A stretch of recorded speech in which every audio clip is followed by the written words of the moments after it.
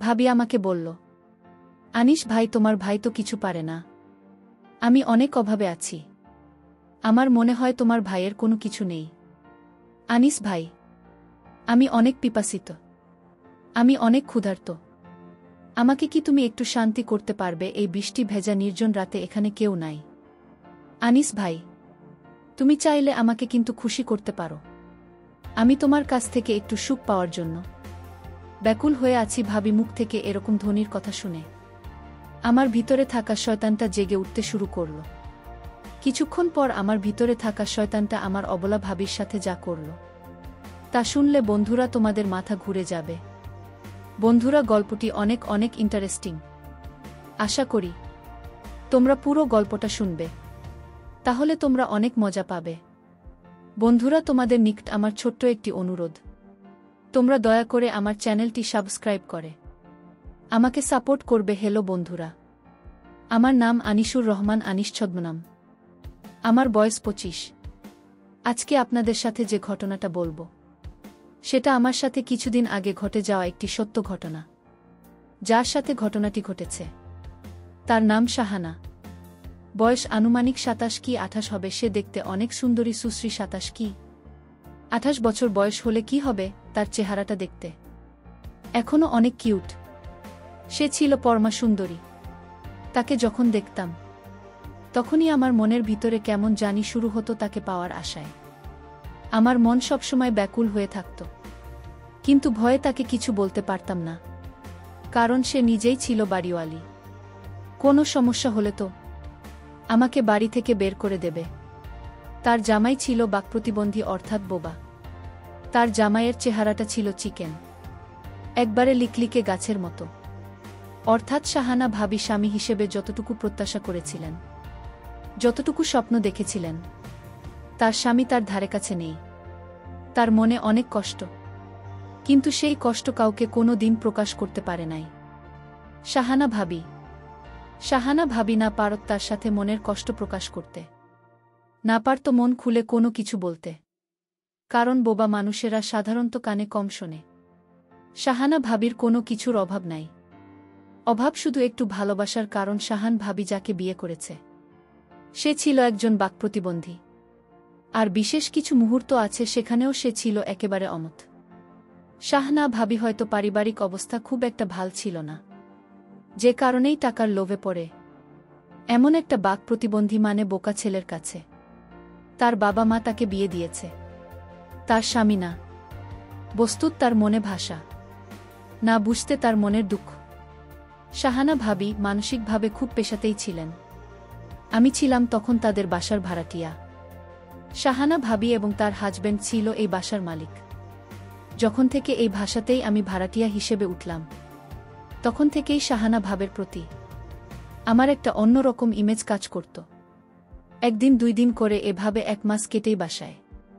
আস্তে আস্তে শাহানা ভাবির সাথে একটা ভালো সম্পর্ক হয়ে যায়। সব সময় হাসি মুখে কথা বলার চেষ্টা করি। মাঝে মধ্যে শাহানা ভাবের জন্য অনেক সুন্দর সুন্দর গিফট এনে তাকে উপহার দেওয়ার চেষ্টা করতাম। তাতে শাহানা ভাবে অনেক খুশি হতো। আমার কাজ ছিল যে করেই হোক শাহানা ভাবির মন পাওয়া এবং তার সাথে একটু আনন্দ বিনোদন করা। আস্তে আস্তে শাহানা বিবির পরিবারের সঙ্গে খুব ভালো করে মিশতে শুরু করলাম। এইভাবে আরও 3 মাস কেটে গেল। তারপর একদিন শুক্রবার ছিল, নামাজ পড়তে যাব। তাড়াতাড়ি করে গোসল করে ছাদে গেলাম জামা কাপড় শুকাইতে। আর তখনই দেখি শাহানা ভাবি ভেজা জামা কাপড় শুকানোর জন্য ছাদে গেল। শাহানা ভাবি যে মাত্র গোসল করে আসছে, সেই জন্য তাকে অনেক চমৎকার দেখাচ্ছে। তার আগে কোনোদিনও আমি তাকে ওইভাবেই চোখে দেখিনি। তখন আমি মনে মনে একটু বেশি এক্সাইটেড হয়ে গিয়েছিলাম। তারপর শাহানা ভাবির সাথে কিছুক্ষণ কথা বললাম। শাহানা ভাবি কি মিষ্টি আমার সাথে কথা বলে, কথা শুনলে আমার মনটা জুড়িয়ে যেত। কিছুক্ষণ পর আমি ছাদ থেকে নেমে বাসায় চলে আসলাম। ছাদের মধ্যে শাহানা ভাবিকে যে সুন্দর দেখাচ্ছিল, চোখের মধ্যে শুধু সেটাই ভাসছিল। শুয়ে শুয়ে কল্পনাতে শাহানা ভাবিকে স্বপ্ন দেখছিলাম। আর মনে মনে ভাবলাম, শুধু কল্পনা দেখলে হবে না, শাহানা ভাবিকে তো আমার অনেক পছন্দ। কিভাবে আমি তার সাথে একটু মজা করতে পারি? মনের মধ্যে শুধু একটাই চিন্তা, কিভাবে শাহানা ভাবিকে আমি আপন করে কাছে পেতে পারি এভাবে ভাবতে ভাবতে ঘুম চলে আসলো। আর এদিকে আমি সুযোগ খুঁজতে থাকি। একদিন রাতের বেলা বাসায় ফিরলাম। আর কি যেন মনে করে শাহানা ভাবি রুমের দিকে গেলাম। আর শাহানা ভাবি রুমের দিকে একটু এগোতেই শুনতে পেলাম রুমের ভিতর থেকে কেমন যেন একটা অদ্ভুত অদ্ভুত শব্দ বাতাসে ভেসে আসছে। তারপর একটু কান পেতে শোনার চেষ্টা করলাম ভিতরে কি হচ্ছে। কান পেতে শাহানা ভাবের কথা শুনতে পেলাম। তখন শাহানা ভাবি তার স্বামীকে বলছে, তুই পারবি না, তে আমাকে বিয়ে করেছিলে কেন, কেন আমার জীবনটা এভাবে নষ্ট করলি, তোর কোনো কিছু নাই। তাহলে তুই রাস্তায় আগলে কেন, কেন বিয়ে করে আমার জীবনটাকে তুই তেজপাতা বানিয়ে দিয়েছিস। এইভাবে শাহানা ভাবে বলতে তার জামাইকে কথাগুলো শুনে আমার তখন খুব খারাপ খারাপ লাগছিল। কারণ শাহানা ভাবি তার স্বামীর কাছ থেকে কোনো কিছুই পায়নি, একমাত্র হতাশা আর গ্লানি ছাড়া। তারপর মনে মনে ভাবলাম, শাহানা ভাবিকে তো দেখছি ভালোই ক্ষুধার্ত, তার তো অনেক কিছুর অভাব, তাহলে তো একটা সুযোগ নেওয়াই যায়। মনে মনে ভাবলাম, সময় এবং সুযোগ বুঝে শাহানা ভাবিকে ঢিল মারতে পারলেই কাজ হয়ে যাবে। বিষয়টা ভাবতে ভাবতে আস্তে আস্তে রুমে চলে গেলাম। আমি অনেক ক্লান্ত ছিলাম, তাড়াতাড়ি ঘুমিয়ে গেলাম। পরে আমি সুযোগ খুঁজতে থাকি। তারপর আরেক দিন ছাদে পাইলাম শাহানা ভাবিকে। পরে তাকে চোখের ইশারায় অনেক কিছু বোঝাতে চাইলাম। সে বুঝতে পেরেছে কি না তা জানি না। তারপর আস্তে আস্তে শাহানা ভাবির কাছে গিয়ে বললাম, ভাবি কেমন আছেন? তারপর ভাবি বলল, জি আনিস ভাই, আমি অনেক ভালো আছি। আপনি কেমন আছেন? আমি বললাম, ভাবি জি আলহামদুলিল্লাহ, আমি অনেক ভালো আছি। পরে আমি ভাবিকে জিজ্ঞেস করলাম, ভাবি আপনাকে দেখে খুব হাস্যোজ্জ্বল মনে হয়, কিন্তু আপনার ভিতরে কেন জানি আমার মনে হচ্ছে আপনি অনেক কষ্টে আছেন, কিন্তু কাউকে বুঝতে দেন না। আমার কথা শুনে ভাবি বলল, আরে আনিস ভাই, আপনি কি বলছেন এসব? আমি খুব ভালো আছি, খুব সুখে আছি। আমি বললাম, না না ভাবি, জানি আজকে রাতে তুমি ভাইয়ের সাথে কি করছো, আমি কিন্তু সব শুনেছি। তুমি কিন্তু ভাইয়ের সাথে মোটেও সুখে নাই। ইচ্ছে করলে ভাবি তুমি কিন্তু সুখে থাকতে পারো, তোমার জন্য আমার সকল দরজা খোলা। আমার কথা শুনে ভাবি একটা মুচকি হাসি দিলেন। তারপর আমি ভাবি হাসি দেখে বললাম, ভাবি হাসিটা খুব সুন্দর। আর ভাবিও একটু খোঁচা দিয়ে বলল, কি ব্যাপার, আমাকে কি পড়ানো হচ্ছে নাকি? হ্যাঁ, আমি বললাম, আপনাকে আসলেই সুন্দর লাগে। শাহানা ভাবে বলল, আসলে আমি সুন্দর? এতদিন তো বলো নাই। আমি বললাম, এতদিন সাহস পাই না। এই ভাবি শাহানা ভাবে বলল, ও আচ্ছা এই কথা। আমি বললাম, আপনার অনেক কিছুই ভাল লাগে আমার ভাবি। শাহানা ভাবে বলল, তাই বলতো দেখি কি কি ভালো লাগে। আমি বললাম, কিছু মনে করবেন না তো? তাহলে বলবো। শাহানা বলল, আরে হয় না, বলো, শুনতে ভালোই লাগছে। আমি বললাম, বলবো আরেক দিন। শাহানা ভাবে বলল, ওকে, আশায় থাকলাম। পরে আমি বাসায় চলে আসলাম আর সুযোগ খুঁজতে থাকলাম কিভাবে কোথায় শাহানা ভাবিকে বসে আনা যায়। এইসব ভাবতে ভাবতে পরের দিন ভাবিকে একা পেলাম বাসার সামনে। পরে ইশারা দিলাম, খুব সুন্দর লাগছে। তারপরেও আমার মাথা থেকে তো ভূত সরছে না, আর ভাবিকেও ভাগে পারছি না। এভাবে কেটে গেল আরও একদিন। পরে একদিন তাদের বাসায় অনেক মেহমান আসলো, আমারও দাওয়াত দিল।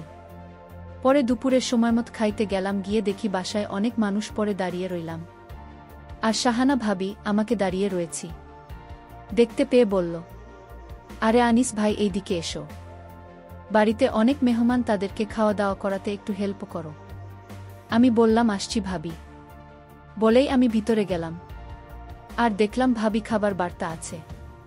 হঠাৎ আমার চোখ গেল ভাবের দিকে, আর চোখ সরাতে পারছি না, কোনো মতেই না।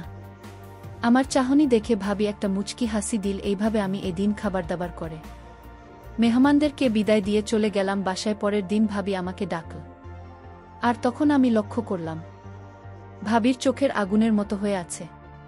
কাছে যেতেই বলল, আনিস ভাই কেমন আছেন? আমি বললাম, ভালো আছি। আপনি কেমন আছেন? শাহানা ভাবে বলল, আমিও ভালো আছি। তারপর বলো, আর কি খবর তোমার? আমি বললাম, এই তো আছি বেশ ভালোই।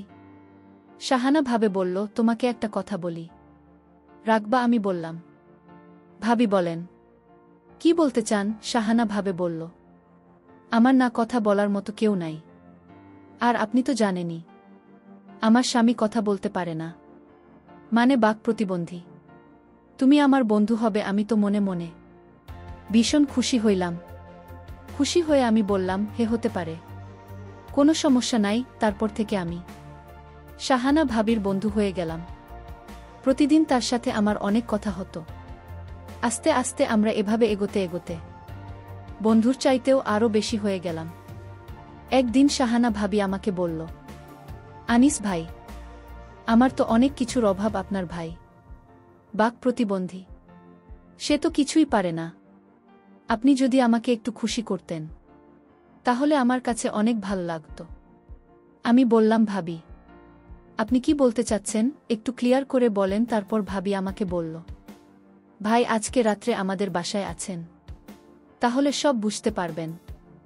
আমি তো মনে মনে মহা খুশি, কারণ এত দেখছি মেঘনা চাইতেই জল। ভাবি আমাকে বলল, আনিস ভাই, তোমার ভাই তো কিছু পারে না। আমি অনেক অভাবে আছি। আমার মনে হয় তোমার ভাইয়ের কোনো কিছু নেই। আনিস ভাই, আমি অনেক পিপাসিত, আমি অনেক ক্ষুধার্ত। আমাকে কি তুমি একটু শান্তি করতে পারবে? এই বৃষ্টি ভেজা নির্জন রাতে এখানে কেউ নেই। আনিস ভাই, তুমি চাইলেই আমাকে কিন্তু খুশি করতে পারো। আমি তোমার কাছ থেকে একটু সুখ পাওয়ার জন্য ব্যাকুল হয়ে আছি। ভাবি মুখ থেকে এরকম ধরনের কথা শুনে আমার ভিতরে থাকা শয়তানটা জেগে উঠতে শুরু করল। ওমা, হঠাৎ করে দেখি ভাবিনি যে আমার সাথে কেমন জানি আচরণ করতে শুরু করল। আমি তো ভাবি আচরণ থেকে পড়ে অবাকভাবে এরকম আচরণ দেখে আমার অবস্থা আরও খারাপ হয়ে যেতে লাগল। তারপর বন্ধুরা ভাবি আমাকে শেষ পর্যন্ত এমন অবস্থা করেছিল যা আমার পরিপূর্ণ নিয়ন্ত্রণের বাইরে চলে গিয়েছিল। নিয়ন্ত্রণ হারিয়ে তারপর ভাবি আর আমি হারিয়ে গেলাম অন্য এক দুনিয়ায়, যেখানে শুধু সুখ আর সুখ। পৃথিবীতে যদি সুখের রাজ্য থাকে, আমার মনে হয় তাহলে সেটাই যেখান থেকে ফেরত আসতে মন চায় না। তারপরেও প্রকৃতির নিয়মে কিছুক্ষণ চলার পরেই সেই সুখ আর চিরন্তন হয় না, সেটা নষ্ট হয়ে যায়। আবার মানুষ স্বাভাবিক অবস্থায় চলে আসে। সেই সুখটা সব সময় থাকে না, একটা পর্যায়ে এসে নষ্ট হয়ে যায়। আমার অবস্থা তাই হয়েছিল। ভাবি অনেক খুশি হয়েছিল আমার সেই মহাজগে বন্ধুরা। তারপর থেকেই 3 থেকে 4 মাস আমার তার সাথে এরকম পরিস্থিতি হয়েছিল। আমি খুব সুখে ছিলাম, খুব আনন্দ পেয়েছিলাম। বন্ধুরা সময়টা ছিল আমার কাছে খুবই আনন্দখান, স্মরণীয়, স্মৃতিযোগ্য। বন্ধুরা, গল্পটি তোমাদের কেমন লাগল অবশ্যই কমেন্ট করে জানাবে। বন্ধুরা, আজকে এই পর্যন্তই। আবারও আসব তোমাদের মধ্যে নতুন কোনো গল্প নিয়ে। গল্পটি যদি তোমাদের ভালো লাগে তাহলে একটি লাইক দাও। প্রতিদিন আমি তোমাদেরকে এই রকম ইন্টারেস্টিং একটা করে নতুন গল্প উপহার দিব। তাই তোমাদেরকে অনুরোধ করে বলছি, তোমরা যদি এরকম ধরনের ইন্টারেস্টিং গল্প পেতে চাও তাহলে দয়া করে আমার চ্যানেলটি সাবস্ক্রাইব করো। অবশেষে তোমাদের সকলের সুস্বাস্থ্য কামনা করি। ভিডিওটি দেখার জন্য তোমাদের সকলকে